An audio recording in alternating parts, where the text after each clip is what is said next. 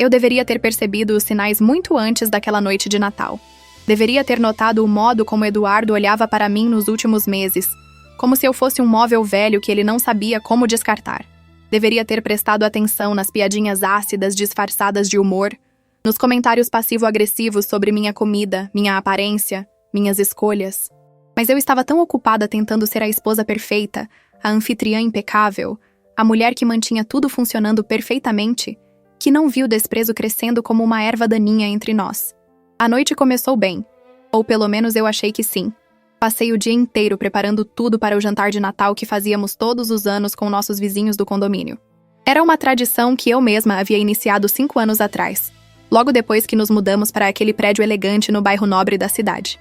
Eu gostava de reunir as pessoas, de criar aquele ambiente acolhedor onde todos pudessem relaxar e esquecer por algumas horas dos problemas do ano que se encerrava. Acordei às 6 da manhã, mesmo sendo feriado. A casa precisava estar impecável. A comida precisava ser extraordinária. Tudo precisava sair perfeito. Eu sempre fui assim, perfeccionista ao extremo, especialmente quando se tratava de receber convidados. Talvez fosse porque cresci vendo minha mãe fazer o mesmo, transformar nossa casa simples em um lugar mágico durante as festas de fim de ano, mesmo quando o dinheiro era curto e as preocupações eram muitas. Passei horas na cozinha. Preparei um tender glaciado com especiarias que levava 3 horas só para assar, uma farofa, que era a receita secreta da minha avó, um arroz à grega colorido e aromático, saladas variadas, tortas salgadas e uma seleção de sobremesas que incluía rabanada, pudim de leite condensado, pavê de chocolate e um cheesecake de frutas vermelhas que eu tinha aperfeiçoado ao longo dos anos. A mesa estava linda, decorada com toalha de linho branco, louças de porcelana que eram herança da minha família, taças de cristal que reluziam sob a luz das velas perfumadas. Eduardo passou o dia no quarto, no computador. Disse que tinha uns trabalhos pendentes para resolver antes do ano novo. Eu não questionei. Nos últimos meses, ele sempre tinha trabalhos pendentes, sempre estava ocupado demais para me ajudar com qualquer coisa, sempre tinha uma desculpa pronta para não participar da nossa vida doméstica. Eu assumia tudo sozinha, como sempre fiz, e fingia que estava tudo bem. As vizinhas começaram a chegar por volta das 7 da noite. Primeiro vieram Clara e Marina, um casal que morava no apartamento acima do nosso. Clara era médica pediatra, tinha um sorriso gentil e sempre trazia histórias engraçadas sobre seus pequenos pacientes. Marina trabalhava com design de interiores e tinha um talento incrível para transformar espaços comuns em ambientes acolhedores. Elas trouxeram uma garrafa de vinho tinto caríssimo e um buquê de flores brancas. Logo depois chegaram Amanda e Júlia. Amanda era advogada trabalhista. Uma mulher alta e elegante, de cabelos negros sempre presos em um coque impecável. E Júlia era professora universitária de literatura. Elas moravam no apartamento ao lado do nosso, e frequentemente eu as ouvia rindo alto através das paredes finas, vivendo uma vida que parecia muito mais leve e alegre que a minha. Amanda tinha acabado de tirar férias e parecia especialmente radiante naquela noite, com um vestido vermelho que destacava sua pele morena. Beatriz chegou em seguida. Ela morava sozinha no apartamento do primeiro andar e trabalhava como chefe em um restaurante famoso da cidade. Era uma mulher robusta, de riso fácil e opiniões fortes sobre tudo. Trouxe uma travessa de camarões ao alho que ela mesma havia preparado e o aroma encheu a sala de estar imediatamente. Carolina e Renata, que dividiam um apartamento no segundo andar, foram as últimas a chegar. Carolina era jornalista freelancer e Renata trabalhava em uma ONG que ajudava mulheres em situação de vulnerabilidade. Ambas eram jovens, energéticas, sempre engajadas em causas sociais e sempre com histórias fascinantes para contar sobre seus trabalhos. A noite começou animada. Todas elogiaram a decoração, a comida, o cuidado que eu tinha tido com cada detalhe. Eu sorri, agradeci, servi os drinks de boas-vindas, circulei entre elas garantindo que todas estivessem confortáveis.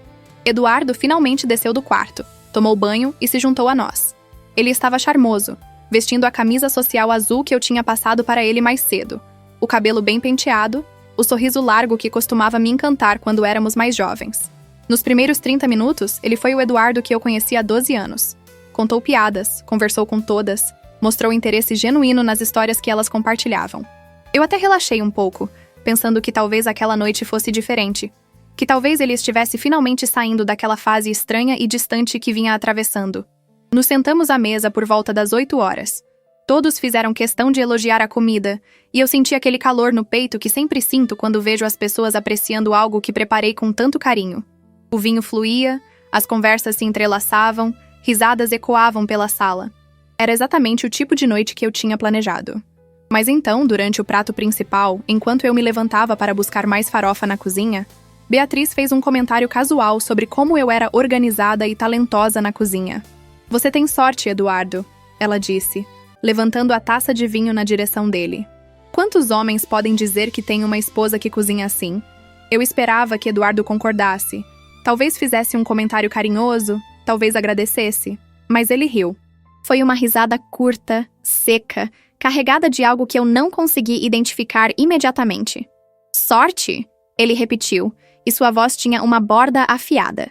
Não sei se eu chamaria de sorte. O silêncio caiu sobre a mesa como uma cortina pesada. Eu parei na porta da cozinha, a tigela de farofa nas mãos, sentindo algo apertar no meu peito. "Eduardo?", comecei, mas ele me interrompeu com um gesto impaciente da mão. "Deixa eu falar, pelo amor de Deus!", ele disse, e havia irritação real em sua voz agora. "Vocês todas ficam aqui elogiando ela como se ela fosse alguma espécie de santa por cozinhar e limpar. Mas vocês sabem o que mais tem além disso? Nada. Absolutamente nada." Eu senti meu rosto esquentar. As vizinhas trocaram olhares desconfortáveis entre si.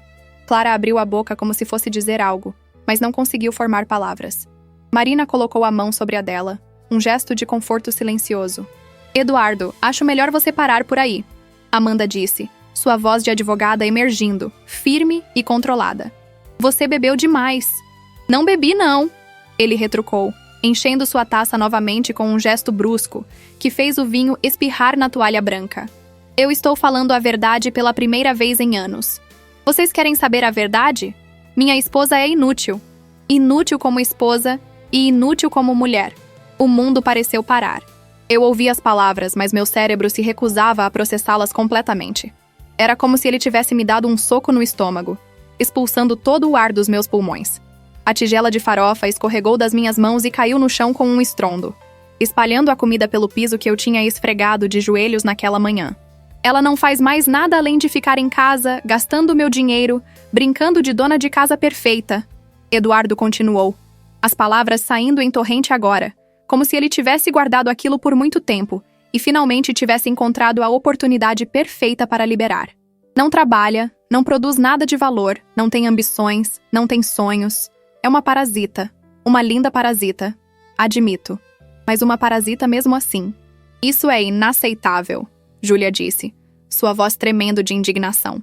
"Você não pode falar assim com ela." "Posso sim", Eduardo disse, virando-se para mim com um sorriso cruel que eu nunca tinha visto em seu rosto antes. "Porque é a verdade, não é, querida? Você é inútil. Eu mereço alguém melhor. Alguém com inteligência, ambição, personalidade. Alguém como vocês." Ele gesticulou vagamente na direção das vizinhas. "Se alguma de vocês estivesse disponível, eu adoraria. Qualquer uma seria uma melhoria significativa." Foi naquele momento que algo dentro de mim se partiu. Não foi meu coração, embora ele também estivesse despedaçado. Foi algo mais profundo, mais fundamental. Foi a última fibra de respeito que eu ainda tinha por aquele homem. A última esperança de que nosso casamento pudesse ser salvo. A última ilusão de que ele me amava, mesmo que fosse só um pouco. Mas junto com essa quebra veio outra coisa. Uma clareza fria e cristalina. Uma determinação que eu não sabia que possuía. Eu olhei para as vizinhas, todas com expressões que variavam entre horror, compaixão e fúria. Olhei para Amanda, que me observava com uma intensidade particular, seus olhos de advogada já calculando, já pensando. E então eu sorri. Foi um sorriso pequeno, controlado, mas estava lá. Peguei a garrafa de vinho mais próxima, andei calmamente até Eduardo e enchi sua taça até a borda. "Mais vinho, querido?", perguntei, minha voz surpreendentemente estável. "Você vai precisar." Ele piscou, confuso pela minha reação. Provavelmente esperava lágrimas, gritos, uma cena dramática. Mas eu tinha aprendido muito tempo atrás que as melhores vinganças não vêm do calor da emoção, mas da frieza do planejamento. Virei-me para Amanda e pisquei. Foi um gesto sutil, mas ela entendeu imediatamente. Um sorriso lento se espalhou pelo seu rosto, e ela assentiu quase imperceptivelmente. "Acho que temos muito o que conversar", ela disse baixinho, apenas para mim. Voltei para a cozinha e comecei a limpar a farofa derramada. Minhas mãos estavam firmes. Minha mente estava clara. Eduardo continuou bebendo, continuou fazendo comentários desagradáveis, mas eu não respondi mais. Apenas sorri, servi, limpei, mantive a aparência de calma absoluta. As vizinhas ficaram, não por educação, mas por solidariedade. Elas entenderam sem que eu precisasse explicar. Amanda se ofereceu para me ajudar na cozinha. E foi lá, longe dos ouvidos de Eduardo, que começamos a conversar. Você vai se divorciar dele, Amanda disse. Não era uma pergunta. Sim, respondi. E foi a coisa mais fácil que eu já disse na vida. Então você vai precisar de um advogado. E você vai precisar agir rápido, antes que ele faça alguma coisa estúpida como esconder bens ou transferir dinheiro. Você pode me ajudar? Querida, ela disse, colocando a mão no meu ombro.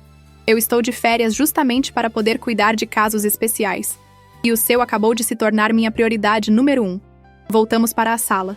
Eduardo estava desabando na cadeira, claramente bêbado agora. As outras vizinhas conversavam em voz baixa, lançando olhares preocupados na minha direção. Eu me sentei à cabeceira da mesa, postura ereta, e olhei para cada uma delas. Obrigada por estarem aqui, eu disse. Eu sei que este não foi o jantar de Natal que vocês esperavam. Nós estamos aqui por você, Clara disse firmemente. E vamos continuar aqui. Eram pouco mais de 8 horas da noite. Eduardo mal conseguia manter os olhos abertos, a cabeça balançando para frente. Ele não fazia ideia do que estava por vir. Não fazia ideia de que aquelas palavras cruéis que ele tinha dito, pensando que me humilhariam e me fariam menor, tinham, na verdade, me libertado. Pela primeira vez em anos, eu me senti no controle. Pela primeira vez em anos, eu senti que tinha poder. E eu ia usar cada grama desse poder para garantir que Eduardo se arrependesse profundamente de cada palavra que disse naquela noite. Amanda pegou sua bolsa e tirou um cartão de visitas. Este é o número do meu escritório. Mas anota também meu celular pessoal, ela disse, escrevendo no verso do cartão. Amanhã, primeira coisa, você me liga. Vamos começar a trabalhar no seu caso imediatamente. Que caso? Eduardo murmurou, tentando focar o olhar embriagado em nós. Do que vocês estão falando? De nada que você precise se preocupar agora, querido. Eu disse, minha voz doce como mel envenenado. Apenas descanse. Você vai precisar de muita energia nos próximos dias. Ele resmungou algo ininteligível e deixou a cabeça cair sobre a mesa. As vizinhas começaram a se levantar, cada uma vindo até mim com abraços apertados e palavras de encorajamento. Elas prometeram estar disponíveis para o que eu precisasse. Prometeram ser testemunhas se fosse necessário. Prometeram me apoiar em cada passo do caminho. Quando a última delas saiu, Amanda permaneceu. Você tem certeza absoluta disso? Ela perguntou, seus olhos sérios fixos nos meus. Divórcio é uma guerra, especialmente quando há bens envolvidos. Vai ser difícil, vai ser doloroso, e ele vai lutar. Tenho certeza, respondi sem hesitar.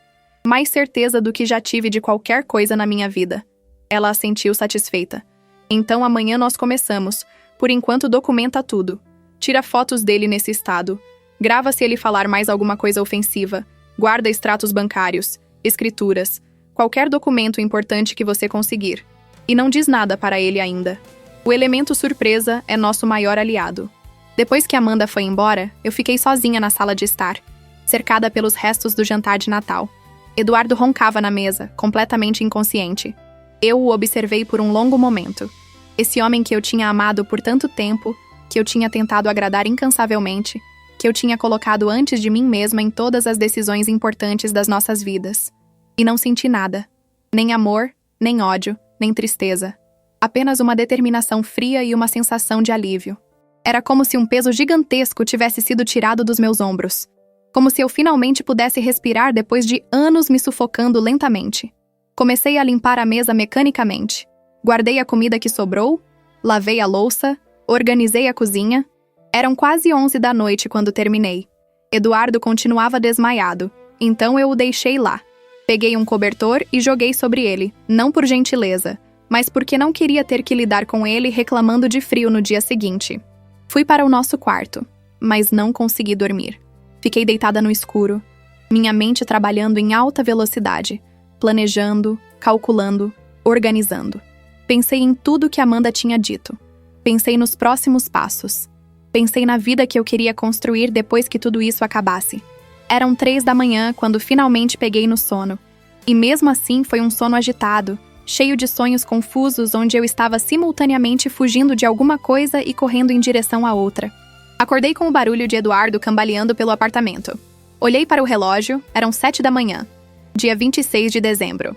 O dia em que minha vida realmente começaria a mudar. Levantei, vesti um roupão e fui até a sala. Eduardo estava sentado no sofá, a cabeça entre as mãos, claramente sofrendo de uma ressaca monumental. Ele olhou para mim quando entrei, e por um momento vi algo que poderia ter sido arrependimento em seus olhos. Mas então ele desviou o olhar, teimoso e orgulhoso como sempre. "Café?" perguntei, minha voz neutra. "Por favor", ele murmurou. Fui até a cozinha e preparei café. Enquanto a máquina trabalhava, peguei meu celular e tirei fotos dos restos do jantar de ontem, das garrafas de vinho vazias, de tudo que pudesse servir como evidência do estado em que Eduardo havia ficado. Salvei tudo em uma pasta segura na nuvem. Levei o café para ele. Eduardo pegou a xícara com mãos trêmulas e bebeu em silêncio. Eu me sentei na poltrona em frente a ele e o observei. Ele parecia menor de alguma forma, diminuído. Todo aquele veneno que ele tinha cuspido na noite anterior o tinha deixado vazio. "Sobre ontem..." ele começou, mas eu o interrompi. "Não", eu disse firmemente. "Não vamos falar sobre isso agora. Você vai tomar seu café, vai tomar um banho, vai se vestir. Depois nós conversamos." Ele pareceu aliviado por não ter que enfrentar a conversa imediatamente. Assentiu e se arrastou para o banheiro. Ouvi o chuveiro ligar e aproveitei para pegar meu notebook. Precisava começar a organizar documentos. Passei as próximas 2 horas indo através de arquivos, fazendo cópias de tudo que era importante. Extratos bancários, escrituras, contratos, apólices de seguro, documentos de investimentos.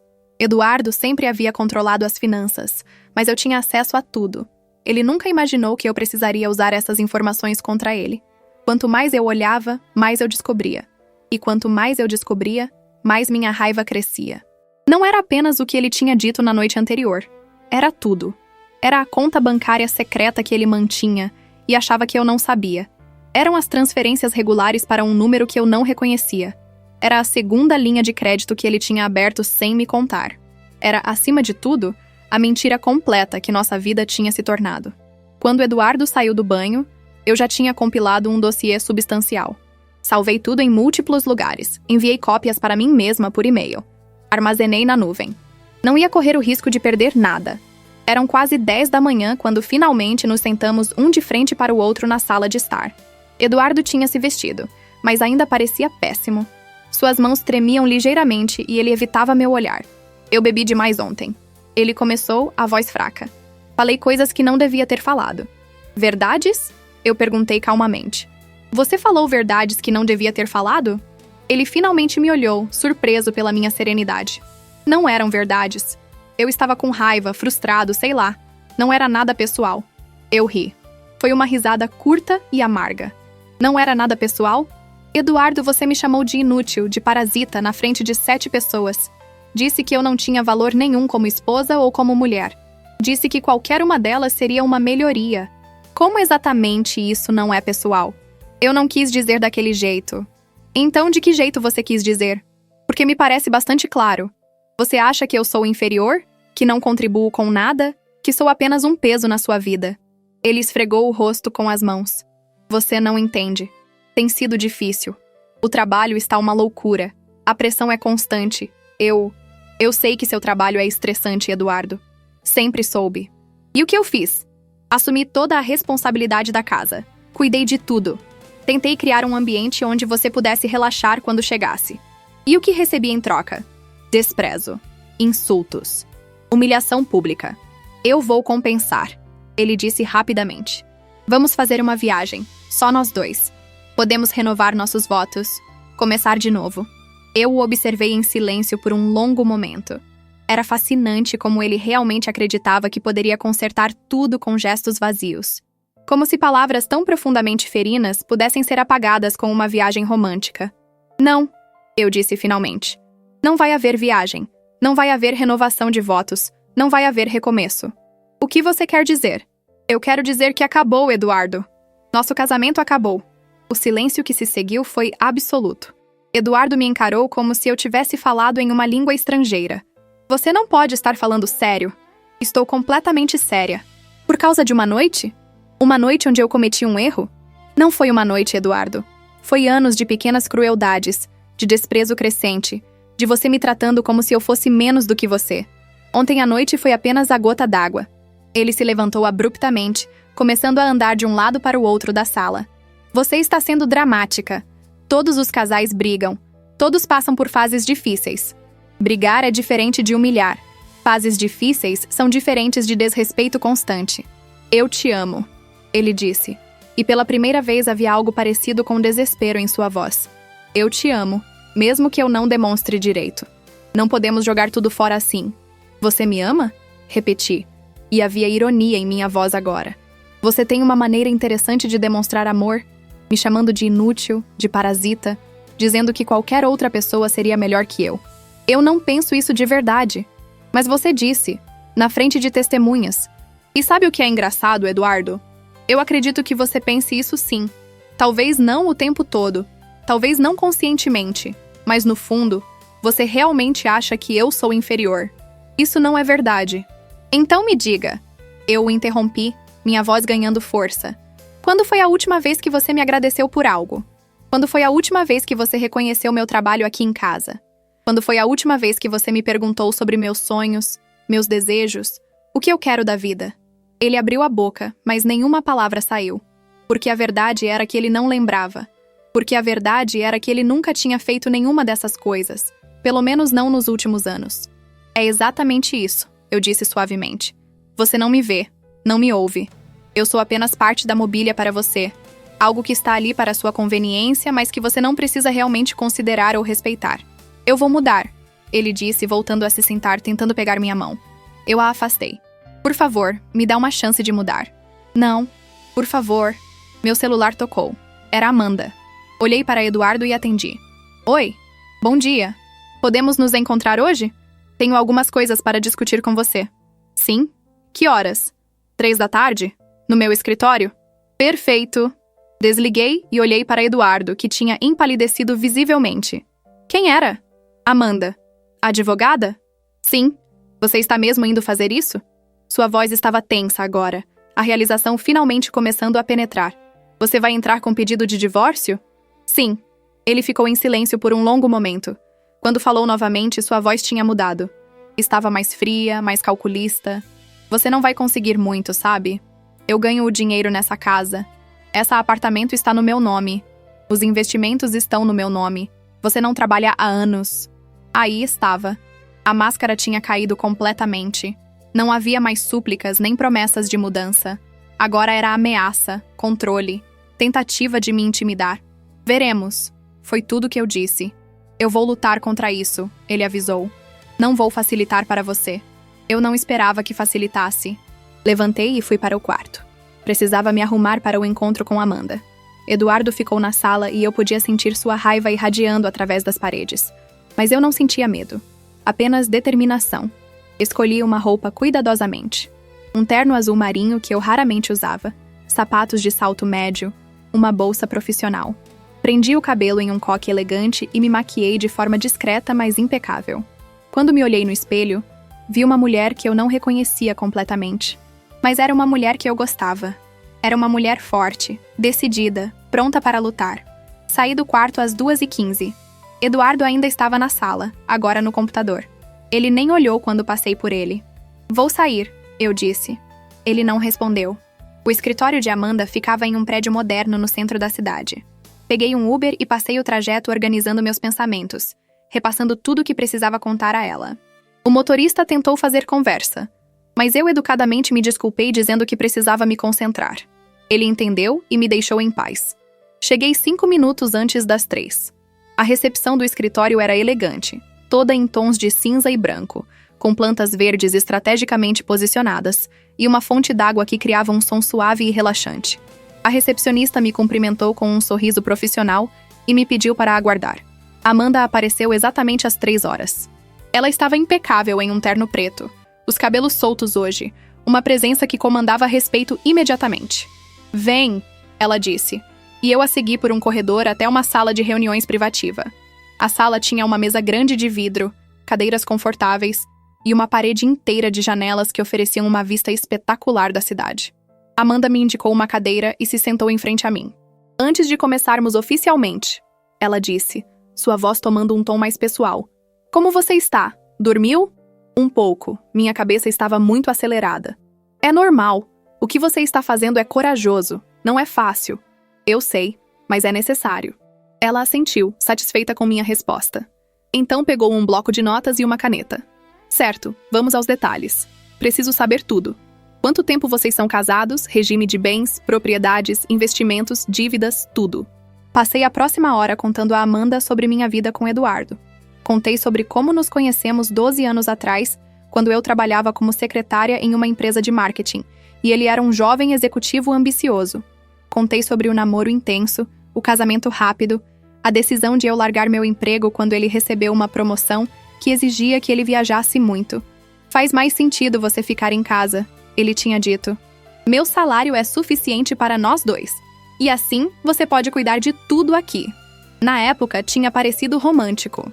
Ele ganhava bem o suficiente para sustentar ambos confortavelmente. Eu poderia finalmente ter tempo para fazer as coisas que sempre quis, como estudar culinária ou fazer aulas de pintura. Mas de alguma forma, isso nunca aconteceu. Eu me tornei a administradora da casa, a organizadora da vida dele, a pessoa que garantia que tudo funcionasse perfeitamente para que ele pudesse focar na carreira. História. Parte 2. Amanda ouvia atentamente, fazendo anotações ocasionais. Quando cheguei na parte sobre o regime de bens, ela levantou a sobrancelha. Comunhão parcial de bens? Sim. Então, tudo que foi adquirido durante o casamento pertence aos dois, independentemente de quem está no nome. Isso é bom para você. Continuei.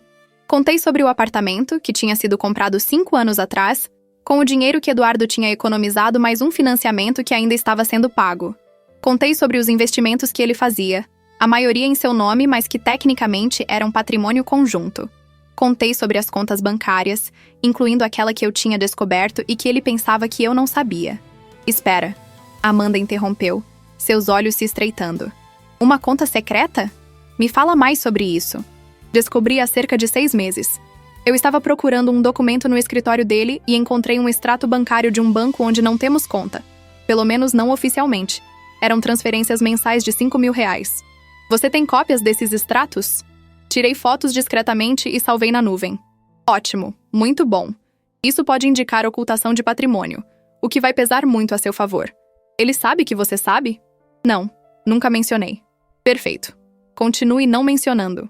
Quanto mais evidências de má-fé dele tivermos, melhor. Amanda fez mais algumas anotações. E quanto ao comportamento dele? Ontem foi a primeira vez que ele te humilhou publicamente? A primeira vez de forma tão explícita, mas tem havido um padrão de comentários depreciativos nos últimos 2 anos. Ele faz piadinhas sobre minha vida fácil, sobre como eu não faço nada o dia todo, sobre como eu deveria ser grata por ele me sustentar. Você tem registros disso? Mensagens, e-mails? Alguns. Principalmente mensagens de texto onde ele faz comentários assim.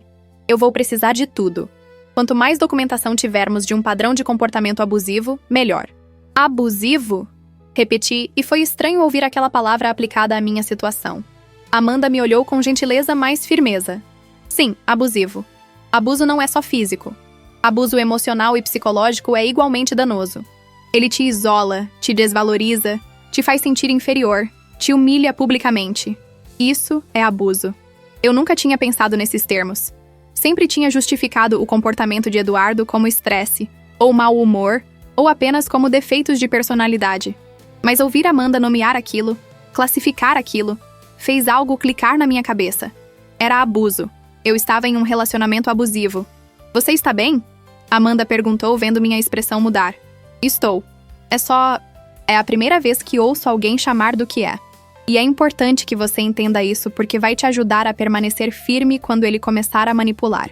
E ele vai começar. Eles sempre fazem. Vai ter súplicas, promessas de mudança, declarações de amor. E quando isso não funcionar, vai vir raiva, ameaças, tentativas de te intimidar. Você precisa estar preparada para tudo isso. Ele já começou as ameaças hoje de manhã. Disse que não vou conseguir nada porque tudo está no nome dele. Amanda sorriu. Foi um sorriso afiado, de predadora que acabou de avistar a presa. Ele acha mesmo? Bem, ele está muito enganado. Com comunhão parcial de bens, não importa em que nome está. E com evidências de ocultação de patrimônio, ele vai se dar muito mal. Passamos mais 1 hora discutindo estratégia. Amanda explicou o processo de divórcio, os prazos, o que eu podia esperar.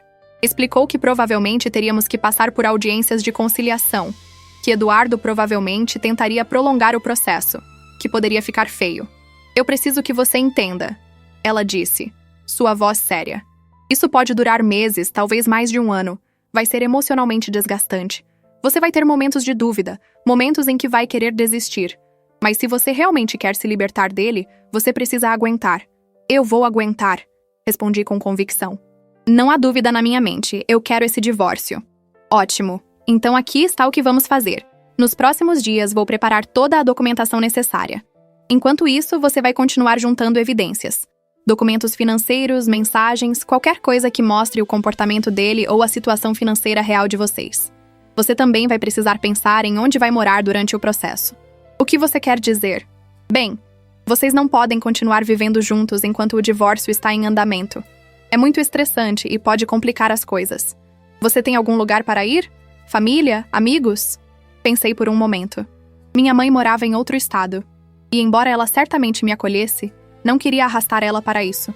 Meus poucos amigos próximos tinham suas próprias vidas e famílias, e não me sentia confortável impondo dessa forma. Eu poderia alugar algum lugar temporariamente, sugeri. Com que dinheiro? Você tem poupança própria? Não muita. Eduardo sempre controlou as finanças. Amanda assentiu, pensativa. Certo. Então vamos incluir na petição inicial um pedido de alimentos provisórios. Ele vai ter que te sustentar durante o processo. Também vamos pedir que o juiz determine quem fica com o apartamento temporariamente. Com base no que você me contou, especialmente sobre o comportamento abusivo dele, temos uma boa chance de conseguir que você fique no apartamento e ele seja obrigado a sair. A ideia de Eduardo tendo que deixar o apartamento, de ter que ser ele a se deslocar e se ajustar, me deu uma sensação estranha de satisfação. Isso é possível? Não só é possível, como é provável, dadas as circunstâncias. Juízes levam muito a sério casos de abuso emocional, especialmente quando há testemunhas. E você tem 7 testemunhas do que ele disse ontem. As vizinhas. Exatamente. Vou precisar conversar com todas elas, colher depoimentos formais. Elas concordaram em ajudar? Sim. Todas ofereceram apoio total. Perfeito! Quanto mais documentado tudo estiver, mais forte nosso caso fica. Saímos da sala de reuniões e Amanda me levou até seu escritório pessoal. Era um espaço impressionante, com estantes cheias de livros jurídicos, diplomas e certificados nas paredes. Uma mesa grande e organizada. Ela pegou alguns formulários de uma gaveta e me entregou.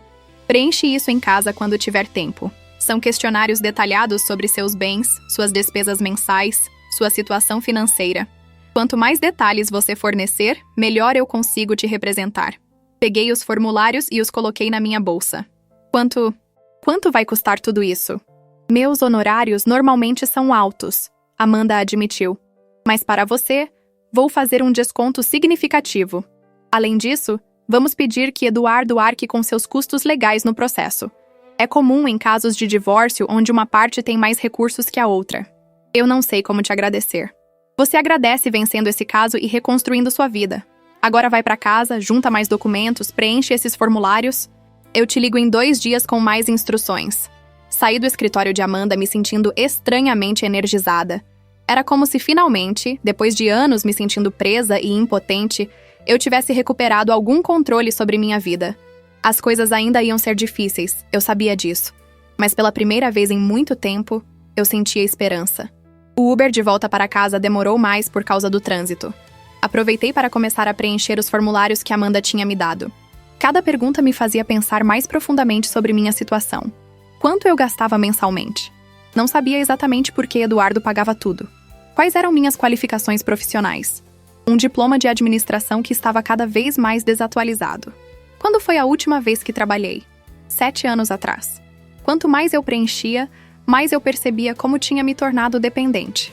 Eduardo tinha toda a razão em uma coisa. Eu realmente não tinha nada próprio. Nenhuma conta bancária significativa, nenhuma fonte de renda, nenhum patrimônio no meu nome. Ele tinha me transformado, aos poucos, e provavelmente sem nem perceber, em alguém completamente dependente dele. Mas dependência financeira não significava que eu não tinha direitos. Não significava que eu merecia ser tratada com desrespeito. E não significava que eu não pudesse reconstruir. Cheguei em casa perto das 6 da tarde.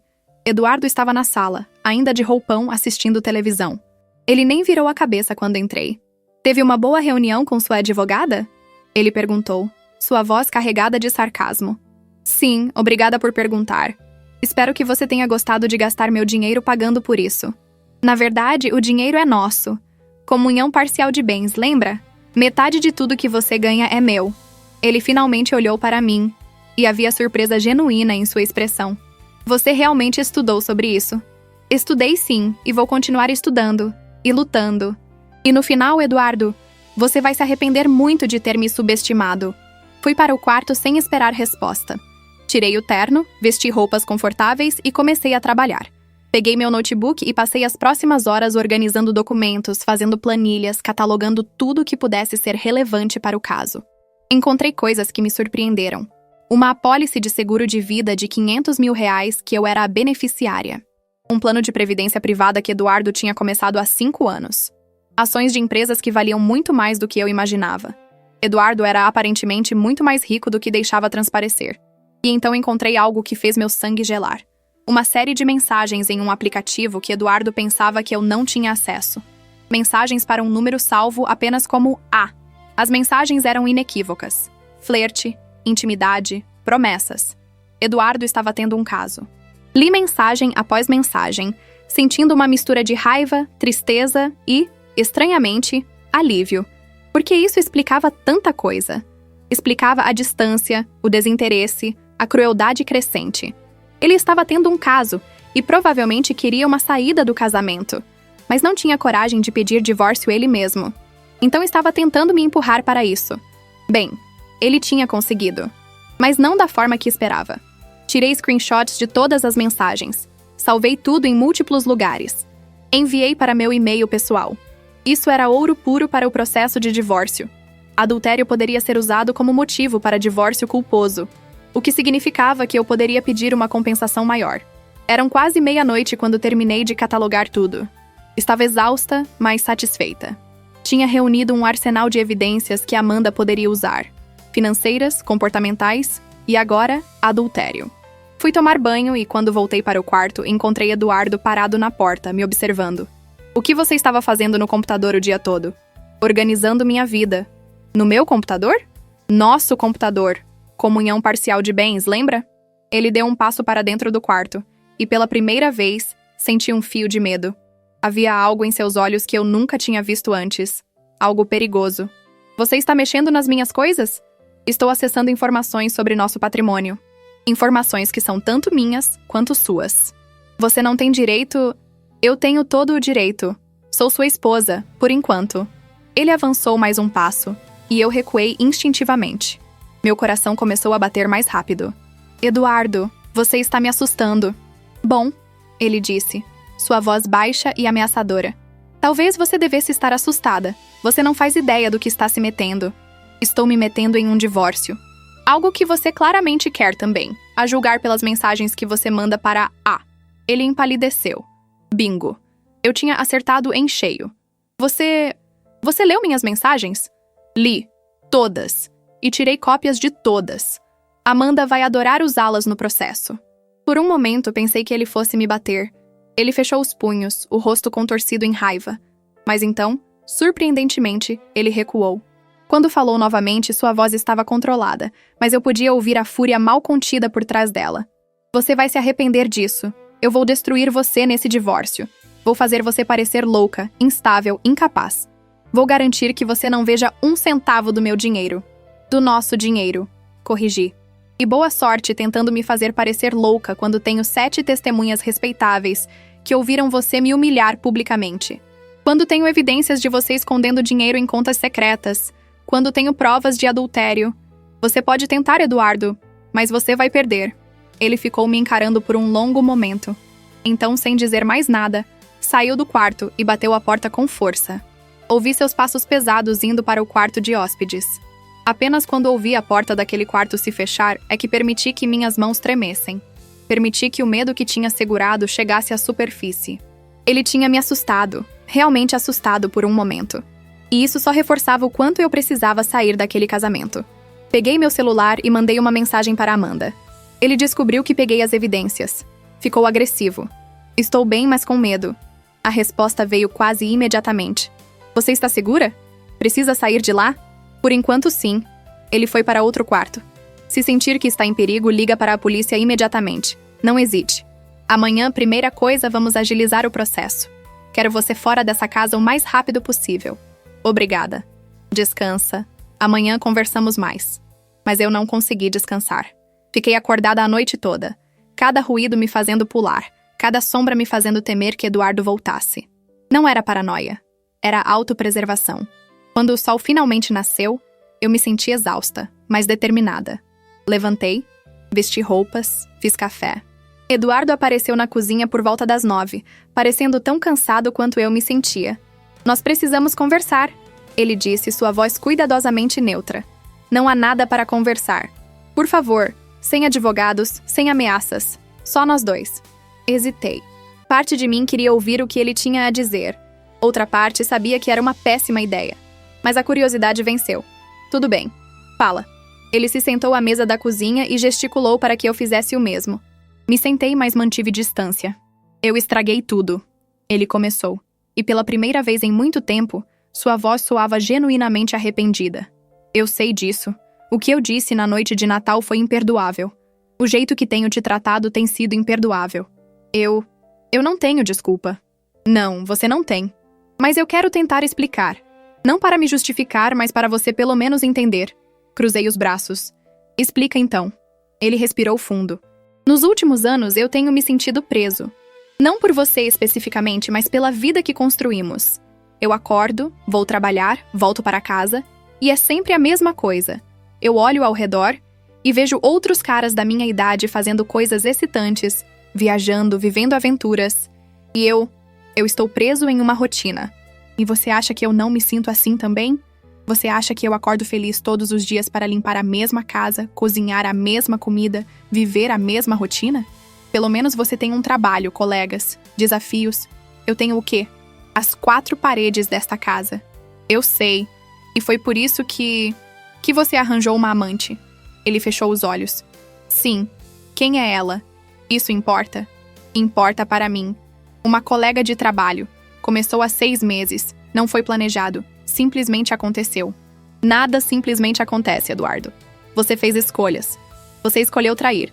Você escolheu me desrespeitar. Você escolheu destruir nosso casamento. Eu sei. E eu sinto muito. Eu terminei com ela ontem. Ah, então agora que eu descobri, agora que tem consequências, você terminou. Que conveniente. Não é assim. É exatamente assim. Você estava tendo seu bolo e comendo também. Uma esposa em casa cuidando de tudo. Uma amante te dando emoção e novidade. E você teria continuado assim indefinidamente se eu não tivesse descoberto. Ele não negou porque não podia. Era a verdade e ambos sabíamos. O que eu preciso fazer para você me perdoar? Ele perguntou finalmente. Nada. Porque não vai haver perdão. Não dessa vez. Todo mundo merece uma segunda chance. Você teve segunda chance. E terceira. E 10ª. Cada vez que você me desrespeitou e eu não reagi, foi uma chance. Cada vez que você me tratou como se eu fosse inferior e eu aceitei, foi uma chance. Acabaram suas chances. Então é isso? Anos de casamento jogados fora? Você jogou fora, não eu. Eu lutei por esse casamento todos os dias. Você foi quem desistiu. Ele ficou em silêncio, olhando para as próprias mãos. Quando falou novamente, sua voz tinha mudado novamente. Estava mais fria. Se você realmente quer fazer isso, tudo bem. Mas eu não vou facilitar. E eu não vou deixar você ficar com metade de tudo que eu construí. Que nós construímos. Corrigi novamente. E você não tem escolha. A lei está do meu lado. Leis podem ser contornadas. Eu tenho os melhores advogados que o dinheiro pode comprar. E eu tenho a verdade. E evidências. E testemunhas. Boa sorte tentando contornar isso. Ele se levantou bruscamente, a cadeira raspando no chão. Você vai ver. Você acha que é tão esperta agora, com sua advogadinha e seus planos. Mas você não tem ideia do que eu sou capaz quando provocado. E você não tem ideia do que eu sou capaz quando finalmente decido lutar. Saí da cozinha antes que ele pudesse responder. Meu celular tocou. Era Amanda. Oi. Oi. Como você está? Sobrevivendo. Ele tentou conversar agora. Metade súplicas, metade ameaças. Típico. Escuta. Eu consegui agilizar alguns procedimentos. Posso dar entrada no processo ainda hoje. Quanto mais rápido iniciarmos, mais rápido conseguimos liminar de afastamento e alimentos provisórios. Faz isso, por favor. Certo. Preciso que você assine alguns documentos. Pode vir ao escritório? Posso sim. Que horas? 12:00? Perfeito. Desliguei e fui para o quarto. Precisava tomar banho e me trocar. Enquanto a água quente corria sobre mim, permiti que as lágrimas finalmente viessem. Chorei pela morte do meu casamento, pelos anos perdidos, pela mulher que eu tinha me tornado. Mas também chorei de alívio, porque finalmente estava fazendo algo. Finalmente estava tomando controle. Quando saí do chuveiro, me senti mais leve. Vesti jeans e uma blusa simples, mas elegante. Prendi o cabelo em um rabo de cavalo. Olhei para meu reflexo no espelho e vi determinação olhando de volta. Peguei minha bolsa e desci. Eduardo estava na sala, ao telefone. Ele me viu e rapidamente disse: "Tenho que ir. Te ligo depois." Desligou e me encarou. "Saindo de novo?" "Vou ao escritório da Amanda." "Claro que vai." Não respondi. Apenas saí. Na rua, respirei fundo o ar fresco da manhã. Era um dia bonito, ensolarado, quente. O tipo de dia que normalmente me faria feliz. E, estranhamente, apesar de tudo, eu me senti um pouco feliz, porque estava fazendo algo por mim mesma, finalmente. O trajeto até o escritório de Amanda foi rápido. Desta vez, ela me recebeu diretamente na recepção. "Vem, vamos ao meu escritório. Tenho tudo preparado." Sentei na mesma cadeira confortável de ontem e ela colocou uma pilha de documentos na minha frente. Estas são as petições iniciais: pedido de divórcio, pedido de liminar para afastamento dele do lar conjugal, pedido de alimentos provisórios, pedido de inventário de bens. Li tudo cuidadosamente e depois assina onde está marcado. Passei a próxima hora lendo cada linha. Amanda tinha feito um trabalho impressionante. Tinha incluído tudo o que conversamos, citando as evidências, descrevendo o padrão de comportamento abusivo, mencionando as testemunhas. Estava tudo lá, organizado, profissional, devastador. Assinei onde estava marcado. Cada assinatura parecia um passo em direção à liberdade. "Pronto!" Amanda disse quando terminei. "Vou protocolar isso ainda hoje. Em 48 a 72 horas, Eduardo vai ser notificado oficialmente. A partir daí, as coisas vão se mover rápido." "E quanto ao pedido de afastamento? Quanto tempo até saber se vai ser aprovado?" "Depende do juiz. Mas com as evidências que temos, especialmente o comportamento agressivo dele ontem à noite, eu diria que temos uma chance muito boa de conseguir em 1 semana, talvez 2. E se ele se recusar a sair? Então a polícia vai tirá-lo à força se necessário. Mas geralmente não chega a isso. A maioria dos advogados orienta seus clientes a cooperar para não piorar a situação deles no processo." Saímos do escritório e Amanda me acompanhou até a saída do prédio. "Você está indo bem," ela disse, colocando a mão no meu ombro. "Eu sei que é difícil, mas você está fazendo a coisa certa. Obrigada, por tudo. É meu trabalho. E além disso, eu gosto de ver mulheres recuperando seu poder. Vai dar tudo certo, você vai ver." Voltei para casa me sentindo estranhamente em paz. Sabia que os próximos dias e semanas seriam difíceis, mas pelo menos agora estava em movimento. Não estava mais parada, aceitando, sofrendo em silêncio. Estava lutando. Quando cheguei em casa, Eduardo não estava. Deixou um bilhete na mesa dizendo que tinha ido trabalhar e voltaria tarde. Melhor assim. Eu não estava com vontade de mais confrontos hoje. Passei o resto do dia organizando minhas coisas. Separei roupas, objetos pessoais, documentos. Se realmente conseguisse que ele saísse do apartamento, ótimo. Se não, eu precisaria estar pronta para sair rapidamente se necessário. À noite, preparei um jantar simples para mim mesma, apenas uma salada e um sanduíche. Comi sozinha na mesa da cozinha, o silêncio da casa sendo minha única companhia. E pela primeira vez em muito tempo, o silêncio não me pareceu solitário. Pareceu pacífico. Eduardo chegou perto das 11 da noite. Eu já estava no quarto, na cama, lendo um livro. Ele abriu a porta e ficou parado ali, me observando. "Posso entrar?" "É seu quarto também, por enquanto." Ele entrou e se sentou na beirada da cama. Eu pensei muito hoje. Não respondi. Apenas continuei lendo. "Eu acho que talvez você esteja certa. Talvez a gente precise se separar." Baixei o livro e olhei para ele. "Sério? Essa é sua nova estratégia? Fingir que foi ideia sua? Não é estratégia. É honestidade. Nós dois sabemos que isso não está funcionando há muito tempo. Talvez seja melhor para os dois." "Concordo." "Então podemos fazer isso de forma civilizada? Sem brigas? Sem advogados caros destruindo tudo?" "Ah, então era isso." Ele queria um divórcio amigável, onde eu aceitaria menos do que me era devido. Onde ele sairia praticamente ileso enquanto eu ficaria com migalhas. Não. Por que não? Porque civilizado já era há muito tempo, Eduardo. Você perdeu o direito a civilizado quando me humilhou na frente das vizinhas. Quando me traiu. Quando escondeu dinheiro. Quando me tratou como lixo por anos. Então você quer guerra? Eu quero justiça. Se você quiser chamar isso de guerra, problema seu. Ele ficou me olhando por um longo momento. Então se levantou e foi para o banheiro. Ouvi a água do chuveiro. Ouvi ele escovando os dentes. Quando voltou, foi direto para o outro lado da cama e deitou de costas para mim. Apaguei a luz e também me deitei. Ficamos ali, dois estranhos dividindo uma cama, separados por muito mais do que apenas espaço físico. Eu não dormi. Fiquei olhando para o teto no escuro, ouvindo a respiração de Eduardo se tornar mais profunda e regular conforme ele adormecia. E pensei no futuro. No apartamento que seria meu. Na liberdade que estava tão perto. Na vida que eu iria reconstruir. Quando o sol nasceu, eu ainda estava acordada. Me levantei silenciosamente. Tomei banho, me vesti. Eduardo ainda dormia quando saí do quarto. História. Parte 3. Os próximos 3 dias passaram em uma névoa estranha. Eduardo e eu existíamos na mesma casa como fantasmas, nos evitando sempre que possível, trocando apenas as palavras estritamente necessárias. Ele passava cada vez mais tempo fora, voltando tarde e saindo cedo. Eu aproveitava sua ausência para continuar organizando documentos, preparando minha defesa, construindo meu caso. Amanda me ligava diariamente com atualizações. O processo tinha sido protocolado.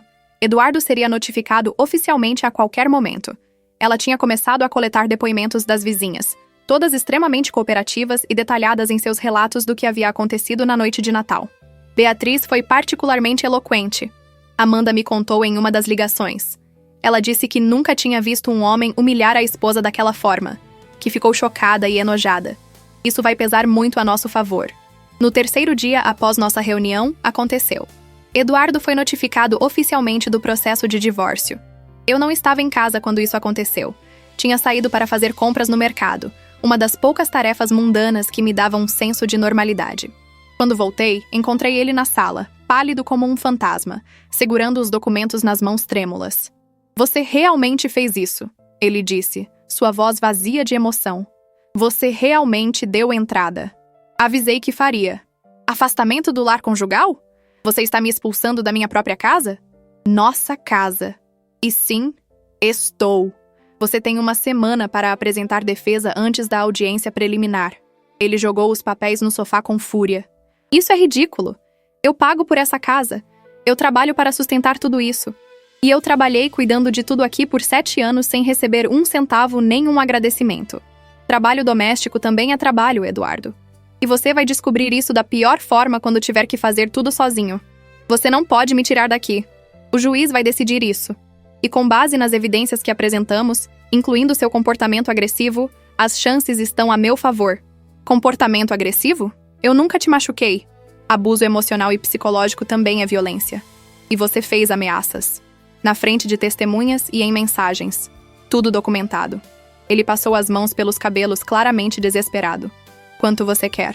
Quanto vai custar para você desistir dessa loucura? Não é sobre dinheiro, Eduardo. É sobre dignidade, sobre respeito, sobre justiça. Coisas que você nunca me deu e que agora vou buscar através da lei.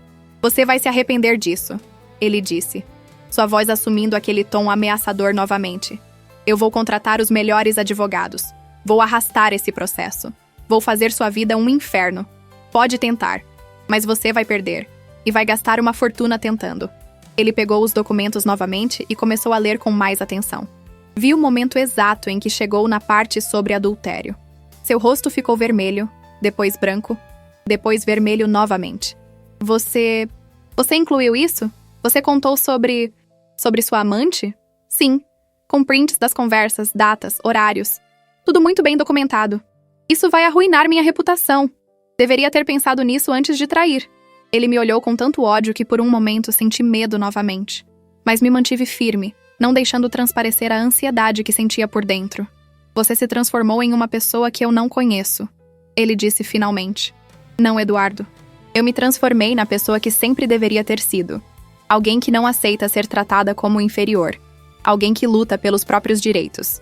Você só está vendo isso agora porque nunca prestou atenção suficiente em mim para me conhecer de verdade. Ele ficou me encarando por mais um momento, então pegou seu casaco e as chaves do carro. Vou ficar em um hotel até essa palhaçada ser resolvida. Você não precisa. A audiência ainda não aconteceu, você ainda pode ficar aqui. Eu não consigo ficar perto de você agora. Me dá nojo. As palavras deveriam ter doído, mas não doeram, porque eu sentia exatamente o mesmo. Tudo bem, mas leva suas coisas essenciais. Pode ser que você não volte tão cedo. Ele subiu as escadas pisando forte. Ouvi gavetas sendo abertas e fechadas com violência, portas batendo. 15 minutos depois, ele desceu com uma mala grande e uma mochila. Na porta, ele parou e se virou para mim uma última vez. Você vai pagar por isso. De um jeito ou de outro, você vai pagar. Tchau, Eduardo. Ele saiu, batendo a porta com tanta força que os quadros na parede tremeram. Ouvi o carro dele ligando e saindo em alta velocidade. E então, silêncio. Me sentei no sofá, abraçando meus joelhos, e finalmente permiti que as emoções viessem. Chorei, mas não eram lágrimas de tristeza. Eram lágrimas de alívio, de liberação, de finalmente estar livre da presença tóxica dele naquele espaço. Meu celular tocou. Amanda. Oi. Acabei de receber uma ligação do advogado dele. Dr. Roberto Almeida, um dos melhores da cidade. Caríssimo e implacável. Eduardo não estava brincando então quando disse que contrataria os melhores. Não estava, mas não se preocupe. Eu conheço o Roberto há anos. Competimos em vários casos. Ele é bom, mas eu também sou. E mais importante, nós temos a verdade e as evidências do nosso lado. Ele vai tentar o quê, você acha? Provavelmente vai alegar que você está exagerando o abuso, que foi apenas uma discussão de casal. Vai tentar desqualificar as testemunhas dizendo que são suas amigas e, portanto, parciais. Vai questionar as evidências de ocultação de patrimônio. Vai minimizar o adultério. Tática padrão. Mas não vai funcionar. Não se fizermos nosso trabalho direito. E vamos fazer. A audiência preliminar é em 5 dias. Até lá, vamos nos preparar exaustivamente. Quero que você venha ao escritório amanhã. Vamos fazer uma simulação de interrogatório e te preparar para as perguntas que vão fazer. Está bem? Como você está? Emocionalmente? Estranhamente bem. Ele acabou de sair. Disse que vai ficar em um hotel. Ótimo. Quanto menos contato vocês tiverem, melhor. Mantém tudo por escrito, via advogados. Não atende ligação dele, não responde mensagens. Qualquer comunicação passa por mim. Certo. Tenta descansar hoje.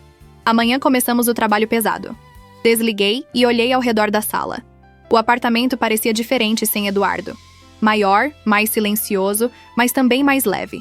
Levantei e comecei a andar pelos cômodos, quase como se estivesse os vendo pela primeira vez. Esta era minha casa. Eu tinha cuidado dela por anos. Tinha escolhido cada móvel, cada decoração, tinha mantido tudo impecável e acolhedor. E agora, finalmente, ela poderia realmente ser minha. Não apenas no papel, mas na essência. Um lugar onde eu não precisava andar em ovos, onde não precisava me preocupar em agradar ninguém além de mim mesma. Passei o resto do dia reorganizando. Tirei as coisas de Eduardo dos espaços comuns. Suas revistas, seus controles remotos duplicados, seus chinelos que ele deixava no meio da sala. Coloquei tudo em uma caixa. Se ele voltasse para buscar mais coisas, estaria tudo separado e pronto. No quarto, tirei as roupas dele do guarda-roupa e coloquei em malas. Troquei os lençóis da cama, coloquei outros que eu adorava, mas que ele dizia que eram muito femininos.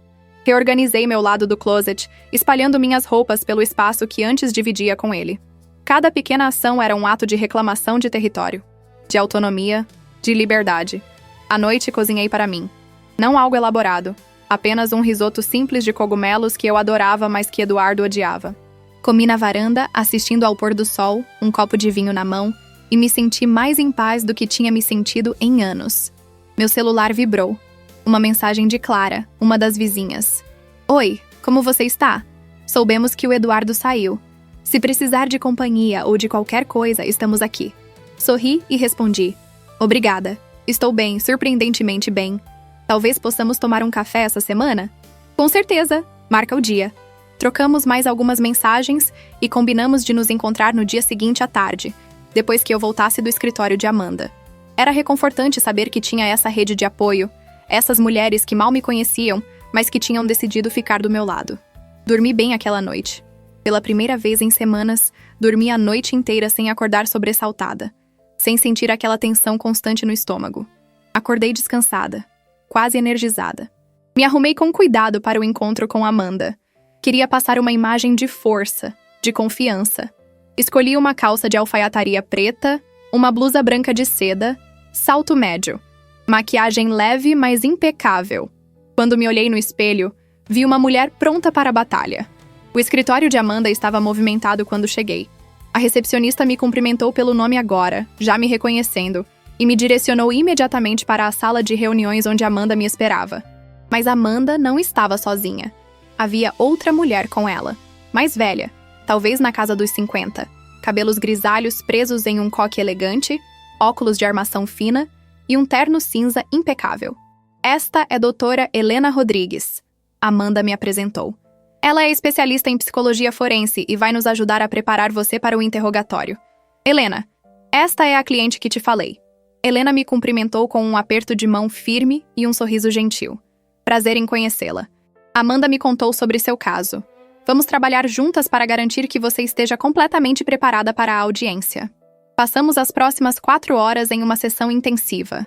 Helena me fez perguntas, algumas gentis, outras provocativas, algumas até hostis, simulando o que o advogado de Eduardo provavelmente tentaria fazer. Amanda observava, tomando notas, ocasionalmente interrompendo para me dar dicas de como responder melhor. Quando ele tentar te provocar, não morda a isca, Helena me instruiu. Mantenha a calma.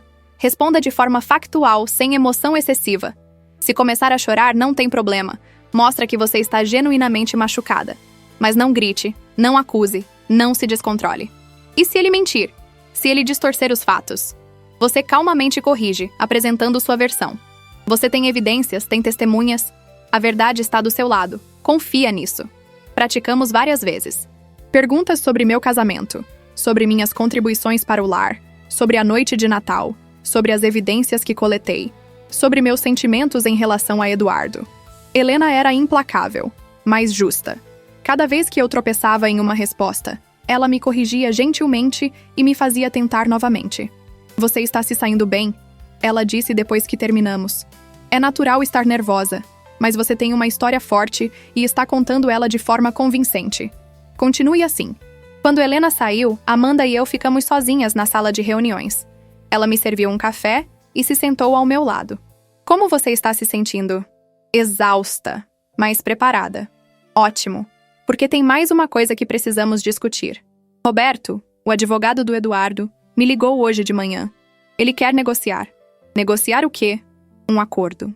Eduardo está disposto a te dar uma quantia fixa, digamos R$300 mil, em troca de você desistir do processo e aceitar um divórcio rápido e sem complicações. R$300 mil. Era muito dinheiro. Com isso, eu poderia alugar um apartamento, recomeçar minha vida, ter uma folga financeira enquanto procurava emprego. Era tentador.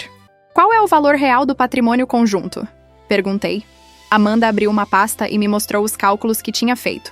Considerando o apartamento, que vale aproximadamente R$1.200.000, os investimentos, a previdência privada, o carro e as contas conjuntas, estamos falando de aproximadamente R$1.800.000 em patrimônio total. Então ele está me oferecendo menos de 1/5 do que me é devido? Exatamente. Ele está apostando que você vai aceitar porque é dinheiro rápido e sem briga. E o que você acha que eu deveria fazer? Eu acho que você deveria recusar. Lutar pelo que é seu. Mas é sua decisão. Se 300 mil for suficiente para você e você quiser evitar o desgaste do processo, eu entendo. Pensei por um longo momento. 300 mil era muito dinheiro. Mas não era sobre o dinheiro. Nunca tinha sido só sobre isso. Era sobre justiça. Era sobre não deixar Eduardo sair dessa pensando que tinha vencido, que tinha conseguido me comprar por uma fração do que me devia.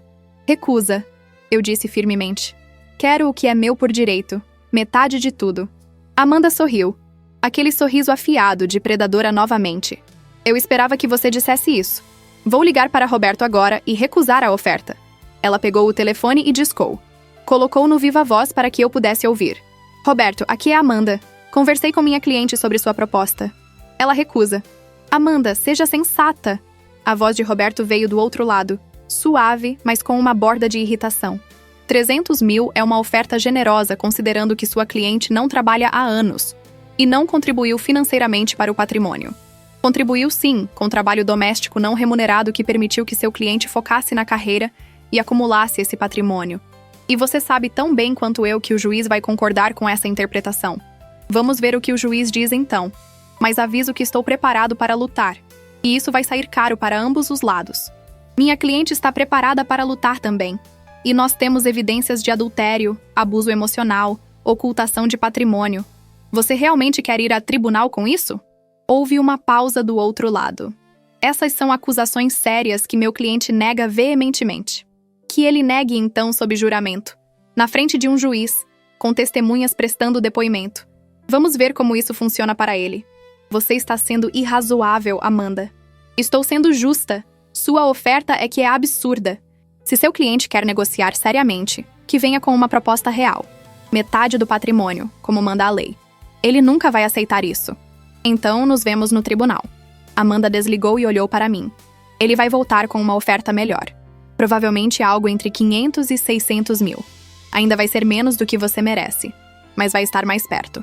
E se ele voltar com essa oferta? Depende. Você quer o dinheiro e acabar logo com isso? Ou quer lutar até o fim? Quero lutar até o fim. Então é isso que faremos. Saí do escritório de Amanda me sentindo poderosa. Pela primeira vez eu estava ditando os termos, estabelecendo os limites, recusando ser manipulada. Eduardo devia estar furioso. E a ideia me dava uma satisfação perversa. Fui direto para o café onde tinha combinado de encontrar Clara e Marina. Elas já estavam lá quando cheguei, sentadas em uma mesa perto da janela, 2 xícaras de cappuccino à frente delas. Aqui! Clara acenou quando me viu. Me juntei a elas e pedi um café para mim também. Como você está? Marina perguntou assim que me sentei, seus olhos cheios de preocupação genuína. Melhor do que esperava, honestamente. Eduardo saiu de casa, o processo está andando, estou me sentindo livre. Isso é maravilhoso, Clara disse, pegando minha mão sobre a mesa. Você é tão corajosa. Não sei se é coragem ou desespero, admiti. Mas seja o que for, está funcionando. Conversamos por mais de 1 hora. Elas compartilharam suas próprias experiências, algumas difíceis, algumas engraçadoras. Marina contou sobre quando saiu do armário para a família e teve que reconstruir sua vida praticamente do zero. Clara falou sobre como largou um emprego tóxico que estava destruindo sua saúde mental. A coisa sobre recomeçar, Marina disse pensativamente, é que é assustador e libertador ao mesmo tempo. Você não sabe como vai ser, mas sabe que tem que ser melhor do que era. É exatamente isso, concordei. Eu não sei como vai ser minha vida daqui pra frente, mas sei que vai ser melhor do que estava sendo. Quando nos despedimos, eu me sentia renovada. Ter essas mulheres ao meu lado, mesmo sendo vizinhas que eu mal conhecia algumas semanas atrás, significava mais do que eu poderia expressar. Os próximos dias passaram em preparação intensa. Amanda me ligava constantemente com atualizações. Roberto tinha voltado com uma nova oferta. 500 mil reais. Recusei novamente. Então 600 mil. Ainda recusei. Eduardo estava claramente ficando desesperado. Ele não quer ir a tribunal, Amanda me explicou. Provavelmente por causa do adultério. Isso pode afetar não só o divórcio, mas também a reputação profissional dele. Muitas empresas ainda veem isso de forma negativa. Bom, deixa ele sofrer um pouco. A noite antes da audiência, eu mal dormi. Não por nervosismo, mas por antecipação. Amanhã seria o primeiro confronto real. O primeiro passo oficial para minha liberdade. Me levantei cedo, tomei um banho longo e quente, me arrumei com o máximo de cuidado. Escolhi um vestido azul marinho, conservador, mas elegante. Salto médio, maquiagem discreta, cabelo preso em um coque baixo. Quando me olhei no espelho, vi uma mulher forte, decidida, pronta. Amanda me buscou em casa às 8 da manhã. A audiência era às 9. No carro, ela me repassou os pontos principais. Lembra? Responde apenas o que for perguntado. Não se voluntaria a informação extra. Mantenha calma. Olha para o juiz quando falar, não para Eduardo ou Roberto. Se precisar de uma pausa, pede. Você está no controle aqui. Entendi. Ele provavelmente vai estar lá. Eduardo, você está preparada para vê-lo? Estou. Ele não tem mais poder sobre mim. E eu acreditava nisso. Realmente acreditava. O fórum era um prédio imponente no centro da cidade. Subimos até o 3º andar e esperamos do lado de fora da sala de audiências. Olhei ao redor e vi Eduardo sentado em um banco mais adiante. Roberto ao seu lado. Eduardo olhou para mim e nossos olhos se encontraram por um momento. Tentei ler sua expressão, mas não consegui. Havia algo lá. talvez arrependimento, talvez raiva, talvez apenas cansaço. Desviei o olhar primeiro. Não ia dar a ele a satisfação de me ver afetada. Às 9 horas em ponto, fomos chamados para dentro. A sala era menor do que eu esperava, mais formal. O juiz, um homem de meia idade com expressão séria, já estava sentado à frente. Um escrevente digitava em um computador ao lado dele. "Bom dia", o juiz começou. "Este é o processo de divórcio movido por..." Ele consultou os papéis. Contra Eduardo Martins Silva. Também temos pedidos de liminar para afastamento do lar conjugal e alimentos provisórios. Doutora Amanda, por favor, apresente seu caso." Amanda se levantou e, com voz clara e firme, apresentou os fatos. A noite de Natal, as testemunhas, o padrão de comportamento abusivo, as evidências de adultério, a ocultação de patrimônio. Ela foi metódica, organizada, devastadora. Roberto se levantou para a defesa. Ele era exatamente como eu imaginava. Impecável no terno cinza carvão, postura confiante, voz suave, mas autoritária. Começou minimizando tudo que Amanda havia apresentado. "Meritíssimo. O que temos aqui é um caso de uma discussão de casal que foi levada a proporções absurdas. Meu cliente admite que bebeu demais na noite em questão e disse coisas que não deveria ter dito. Mas isso não constitui abuso. Foi um momento isolado de mau julgamento."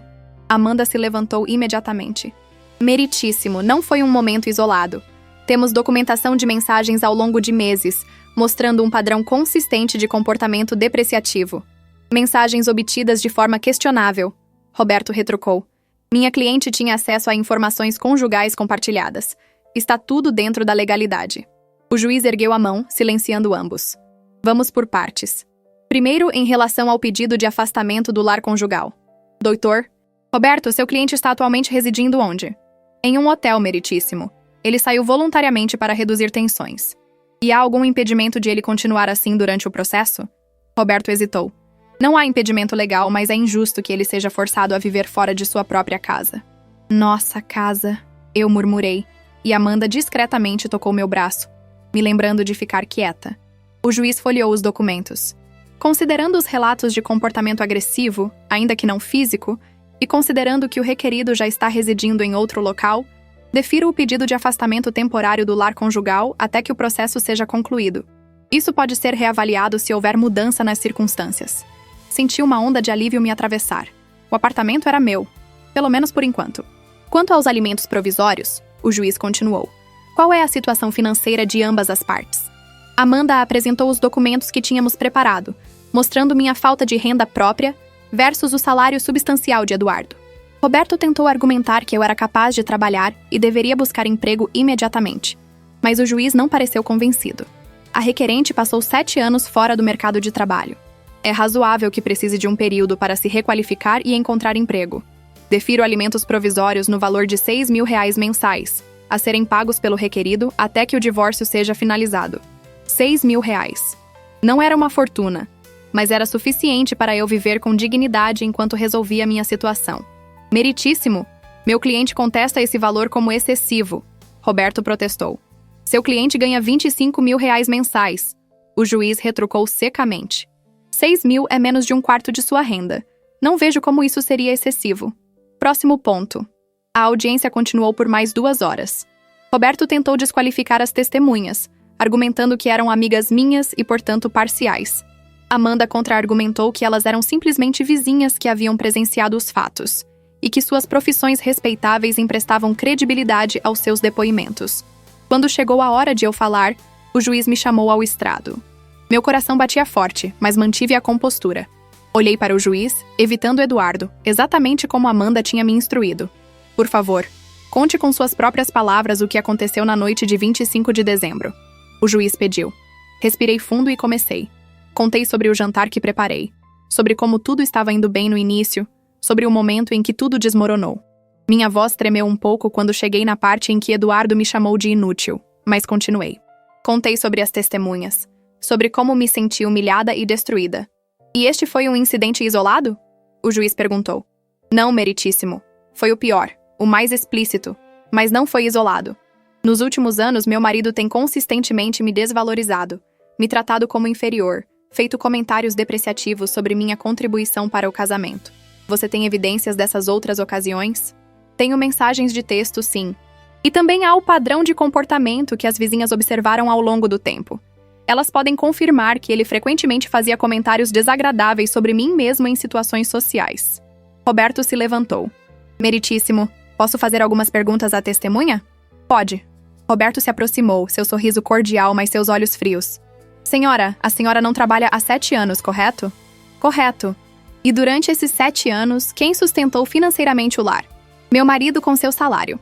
Mas eu sustentei o lar de outras formas, cuidando da casa, das compras, da organização, permitindo que ele focasse inteiramente em sua carreira. Mas não contribuiu financeiramente. Trabalho doméstico tem valor, doutor. Só porque não é remunerado não significa que não tenha valor. A senhora escolheu não trabalhar. Não foi forçada. Amanda se levantou. Objeção, meritíssimo. Ela não escolheu sozinha. Foi uma decisão conjugal quando o marido recebeu uma promoção que exigia viagens frequentes. Aceita, o juiz disse. Doutor Roberto, reformule. Roberto ajustou a abordagem.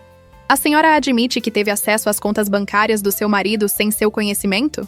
Tive acesso a contas do nosso casamento. Em regime de comunhão parcial de bens, tenho direito a essa informação. Mas seu marido não sabia que a senhora estava acessando essas informações. Ele mantinha contas secretas sem meu conhecimento também. Eu apenas descobri sobre a ocultação dele. Alegada ocultação. Roberto corrigiu. Documentada ocultação. Eu respondi firmemente. Tenho extratos bancários provando transferências regulares para uma conta que ele mantinha escondida. Vi Eduardo se mexer desconfortavelmente em sua cadeira.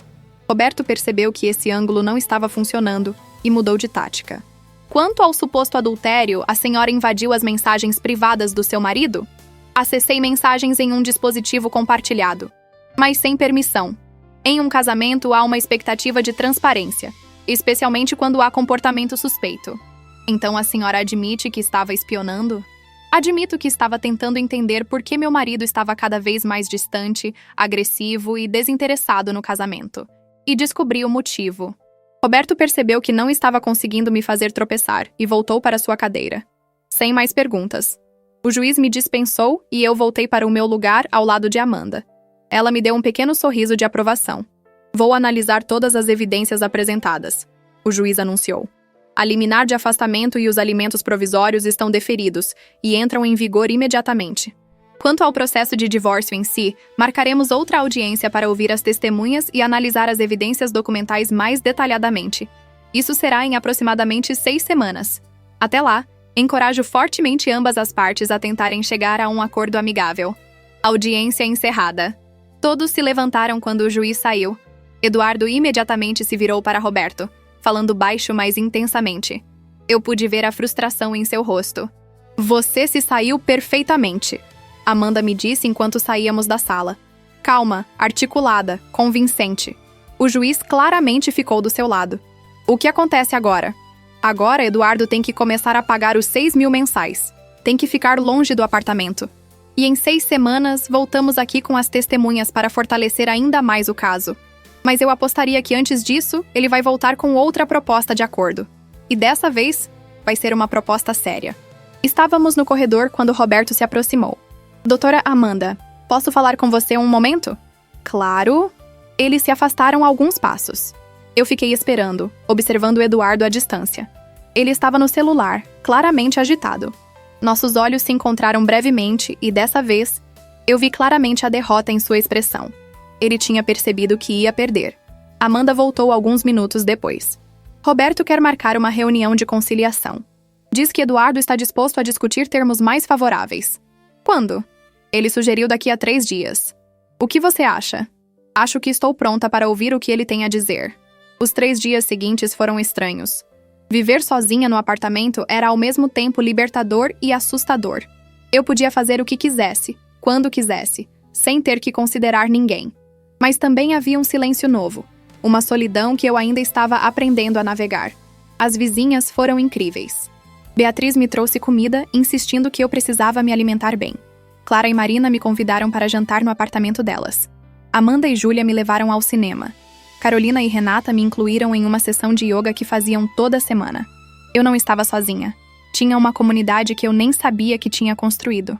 Na noite anterior à reunião de conciliação, estava na varanda com um copo de vinho, olhando para a cidade iluminada, quando meu celular tocou. Era um número desconhecido. Quase não atendi, mas algo me fez aceitar a chamada. Alô? Sou eu. Era Eduardo. Meu primeiro instinto foi desligar. Amanda tinha dito para não falar com ele, mas a curiosidade venceu. O que você quer? Só... queria falar com você. De verdade. Sem advogados, sem ameaças. Só nós dois. Não há mais nós dois, Eduardo. Eu sei que estraguei tudo irremediavelmente. Só queria que você soubesse que eu sinto muito. De verdade. Fiquei em silêncio, esperando. Eu não percebi o quanto estava sendo horrível com você. Ele continuou, sua voz carregada de emoção. Não percebi o quanto te machuquei. E quando ouvi você lá, na audiência, falando sobre como se sentiu, foi como se eu estivesse ouvindo sobre um estranho. Eu não queria ser esse cara. Eu nunca quis ser essa pessoa. Mas você foi. Eu sei, e não há desculpa. Eu estava infeliz, me sentindo preso. E ao invés de falar sobre isso, ao invés de tentar resolver, eu despejei tudo em você. Te culpei pelo meu próprio sentimento de inadequação. E me traiu. Sim, e isso também foi horrível. Eu não estou tentando me justificar. Só queria que você soubesse que eu reconheço o quanto estraguei tudo. E que você merece muito mais do que eu dei. Fiquei surpresa com a sinceridade em sua voz. Não mudava nada, mas era estranho ouvi-lo finalmente admitindo tudo. Por que está me dizendo isso agora? Porque amanhã vamos nos sentar para negociar, e eu queria que você soubesse que não vou lutar mais. Você vai ter o que merece. Metade de tudo. Eu não vou contestar.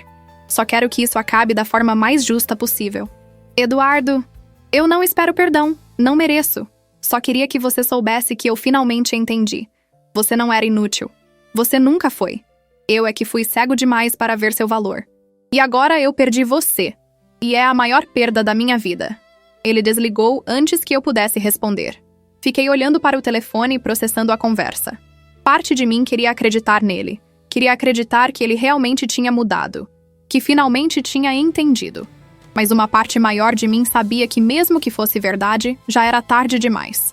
O dano estava feito. E não havia volta. Na manhã da reunião de conciliação, acordei com uma clareza nova. Independente do que Eduardo dissesse ou oferecesse, eu sabia o que queria. Queria justiça, queria minha parte, queria reconstruir. E nada nem ninguém ia me desviar disso. A reunião foi em um escritório neutro, uma sala grande com uma mesa de conferência. De um lado, eu e Amanda. Do outro, Eduardo e Roberto. Um mediador profissional conduziu a reunião. Então, o mediador começou. Entendo que estamos aqui para tentar chegar a um acordo sobre a divisão de bens e os termos do divórcio. Doutor. Roberto. Gostaria de começar? Roberto abriu uma pasta e deslizou documentos pela mesa. Meu cliente está disposto a oferecer uma divisão equitativa do patrimônio. Metade do valor do apartamento, metade dos investimentos, metade de tudo que foi adquirido durante o casamento. Além disso, está disposto a pagar alimentos por um período de 2 anos para dar tempo à sua ex-esposa de se restabelecer profissionalmente. Amanda pegou os documentos e começou a analisar. Eu olhei para Eduardo. Ele estava diferente, mais abatido, menos arrogante. Nossos olhos se encontraram e ele deu um pequeno aceno, quase imperceptível. Isso está de acordo com o que minha cliente pediu. Amanda disse depois de analisar tudo. Mas tem alguns pontos que precisam ser ajustados. Os alimentos de 2 anos são insuficientes considerando que ela passou 7 anos fora do mercado. Proponho 3 anos. Aceito. Eduardo disse imediatamente, antes que Roberto pudesse protestar. E quanto ao apartamento, Amanda continuou. Temos 2 opções. Ou vendemos e dividimos o valor, ou uma parte compra a parte da outra. Minha cliente gostaria de ficar com o apartamento se possível. Eu não tenho problema com isso. Eduardo disse novamente. Ela pode ficar. Eu pago minha parte do financiamento até quitar, e depois o apartamento é dela. Roberto olhou para ele surpreso. Eduardo, você tem certeza? Isso é justo. Eduardo o interrompeu. É menos do que ela merece depois do que eu fiz. Passamos as próximas 2 horas acertando detalhes. Divisão de contas bancárias, de investimentos, de bens menores. Eduardo foi cooperativo em tudo, concordando com termos que claramente não eram os mais vantajosos para ele. No final, tínhamos um acordo justo, equilibrado, que me dava não apenas o que era meu por direito, mas também dignidade. Se ambas as partes concordam com esses termos, o mediador disse, podemos preparar os documentos finais e vocês podem assinar ainda hoje. O divórcio pode ser homologado em algumas semanas. Concordo, eu disse. Concordo, Eduardo ecoou. Assinamos documento após documento. Cada assinatura era um passo em direção à liberdade definitiva. E quando finalmente assinamos o último, aquilo acabou. 12 anos de casamento terminados com algumas assinaturas em papel. Do lado de fora do escritório, Eduardo me abordou. Roberto e Amanda tinham ficado para trás, nos dando um momento de privacidade. Então é isso, ele disse. É isso. Eu realmente sinto muito. Por tudo. Eu sei. E eu aceito suas desculpas, mas não muda nada. Eu sei. Ele hesitou. Então continuou. Você vai ficar bem. Melhor que bem. Você é forte, mais forte do que eu jamais reconheci. E vai construir uma vida incrível. Eu tenho certeza. Obrigada. Posso te fazer um último pedido? Depende.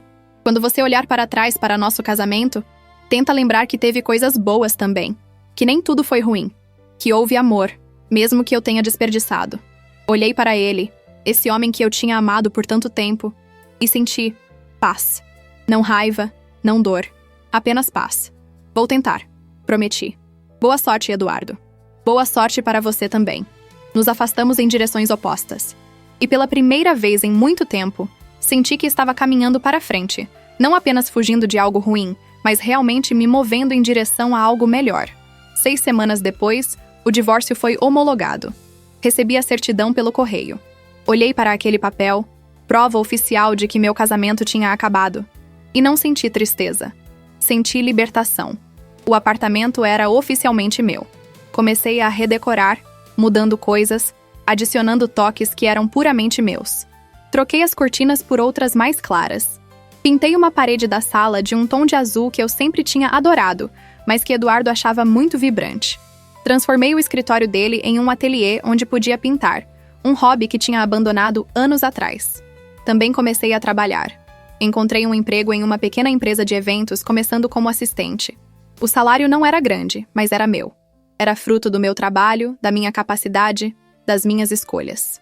E isso tinha um valor que dinheiro nenhum poderia comprar. As vizinhas se tornaram amigas verdadeiras. Criamos um grupo de chat, fazíamos jantares rotativos, nos apoiávamos nas dificuldades e celebrávamos as vitórias. Elas tinham estado ao meu lado no meu momento mais difícil, e essa lealdade tinha criado laços que eu sabia que durariam anos. Um sábado, 3 meses após o divórcio, organizei um jantar. Convidei todas as 7 vizinhas. Preparei uma refeição elaborada. Arrumei a mesa com cuidado. Acendi velas. Quando todas chegaram, levantei minha taça de vinho. Quero fazer um brindei, anunciei. Todas levantaram suas taças. Há 3 meses, nesta mesma sala, eu passei pelo pior momento da minha vida. Mas também foi o momento que mudou tudo. Vocês estavam aqui, vocês viram e vocês escolheram ficar do meu lado. Escolheram me apoiar quando eu mais precisava. E por causa disso, por causa de vocês, eu estou aqui hoje. Livre, feliz, recomeçando. Então esse brinde é para vocês. Obrigada por me ajudarem a lembrar quem eu sou. Obrigada por me ajudarem a lutar. Obrigada por me provarem que eu nunca fui inútil. As amigas verdadeiras. As amigas verdadeiras. Todas ecoaram. E brindamos. A noite foi maravilhosa. Rimos, comemos, bebemos, conversamos até tarde. Em algum momento, Beatriz levantou uma questão. Você tem falado com ele? Com o Eduardo? Não, respondi. E não pretendo. Aquele capítulo está fechado. As sem arrependimentos? Amanda perguntou. Pensei por um momento. Nenhum. Arrependimento seria desperdiçar tempo desejando que as coisas tivessem sido diferentes. Mas elas foram exatamente como precisavam ser para me trazer até aqui. E eu gosto de onde estou. E era verdade. Pela primeira vez em anos, eu realmente gostava da minha vida. Não era perfeita, ainda havia desafios, ainda havia dias difíceis. Mas era minha. Completamente, inteiramente minha. Mais tarde, quando todas tinham ido embora e eu estava limpando a cozinha sozinha, meu celular tocou. Era uma mensagem de um número desconhecido. Por um momento pensei que fosse Eduardo, mas não era. Era de uma antiga colega da época em que eu trabalhava, anos atrás. Ela tinha visto no LinkedIn que eu estava procurando emprego e queria saber se eu estaria interessada em uma vaga na empresa dela. Gerente de eventos, salário substancial, benefícios excelentes. Sorri. O universo tinha uma forma engraçada de funcionar. Quando você finalmente toma as rédeas da sua vida, Quando finalmente decide lutar por você mesma, as portas começam a se abrir. Respondi dizendo que estava muito interessada. Marcamos uma entrevista para a semana seguinte. Terminei de limpar a cozinha, apaguei as luzes e fui para o quarto. Meu quarto, na minha casa, na minha vida. Deitei na cama e olhei para o teto, lembrando daquela noite de Natal, daquele momento que poderia ter me destruído, mas que ao invés disso me libertou. Eduardo tinha dito que eu era inútil, que ele merecia alguém melhor, que qualquer uma das vizinhas seria uma melhoria. E ele estava errado. Tão completamente, fundamentalmente errado. Eu não era inútil. Nunca tinha sido. Eu tinha valor, tinha força, tinha capacidade. Só tinha esquecido disso por um tempo, perdida em um casamento que me diminuía ao invés de me elevar. Mas agora eu lembrava.